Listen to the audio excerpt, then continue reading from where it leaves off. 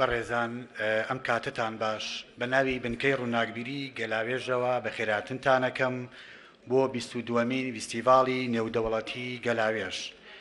22مین فیستیڤاڵ لەژێر دروشمی ڕخنەی ئازاد دەستەبەری کرانەوەیە سازەکرێ کە لە ڕاستیە ئەم دروشمە ئاماژەیە بۆ بەشێک لەو ئەرک و ئامانجەی بنکەی ڕووناکبیری گەلاوێژ هەر لە سەرەتای دامەزراندنیەوە گرتوویەتی ئەستۆ و کاری بۆ دەکات.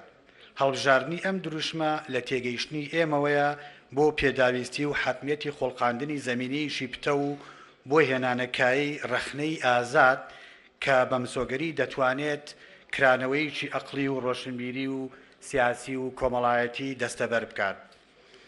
بنکەی گەلاوێژ وەک ڕێکخراوێکی کولتوری بەردەوام هەوڵ بۆ کولتوریشی ڕۆشنگەر و ئەدەب و فکرێکی پێشکەوتوو دەدات. فەلسەفە و ئامانجی سەرەکی فیستیڤاڵیش بریتیە لە بنیاتنان و پتەوکردنی پردی پەیوەندی کولتوری کوردی بە کولتوری گەلانی ترەوە لە پێناو و خۆڵقاندنی دیالۆگی کولتوری کراوە. لە فیستیڤاڵەکانی پێشوە بە شێوەیەکی فراوان ئەم ئەرکەمان جێبەجێ کردووە. لە هەر فیستیڤاڵێکدا دیالۆگی کولتوریمان لەگەڵ کولتوری نەتەوەیەکدا ساز کردووە و نووسەران و ڕۆشنبیرانی کورد ڕاستەوخۆ لەگەڵ نووسەران و ڕۆشنبیرانی وڵاتانی دیکە ئاڵوگۆڕی بیرۆڕا و کولتوریان ئەنجام داوە. بۆ نمونە دیالۆگی کولتوری کوردی عەرەبی بەردەوام ئەمە لە هەموو فیستیڤاڵەکان ناکرێت. دیالۆگی کولتوری کوردی فارسی، کوردی ئەرمەنی، کوردی تورکی، کوردی ئەڵمانی و کوردی فەڕەنسی و تا دوایی ئەم دیالۆگە کولتوریە بەردەوام بووە و لە هەموو فیستیڤاڵێکە ئەم دیالۆگە بەردەوامە. بەڕێزان بەو پێی لە هەر ساڵێکە تەوەرێک هەڵەبژێرین بۆ گفتوگۆکردن و بیر و ڕاگۆڕینەوە. ئەم ساڵیش تەوەرێکمان هەڵبژاردووە کە بایەخێکی ئەدەبی و مێژوویی زۆری هەیە و لە ئاستی ئەدەبیاتی جیهانیە گرنگییەکی زۆری پێ ئەدرێ.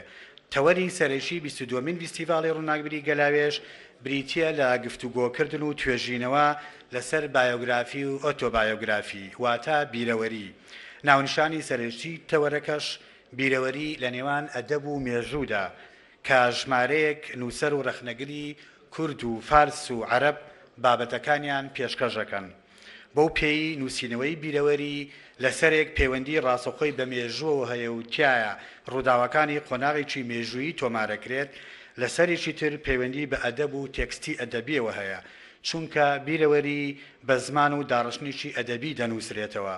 بیرەوەری هەروەکو ڕۆمان تەکنیکەکانی جێڕانەوە بەکارێنێ. هەڵبژاردننی ئەم تەوەرە دەگەڕێتەوە بۆ بایەخی زۆری نووسینەوەی بیرەوەری کە لە ئەدەب و کولتوری جیهانیدا گرنگی و برەوێکی زۆری هەیە. ماوەیەکە لە نێوەندی ڕۆشنبیری کوردیە گرنگی بە بیرەوەری ئەدرێت.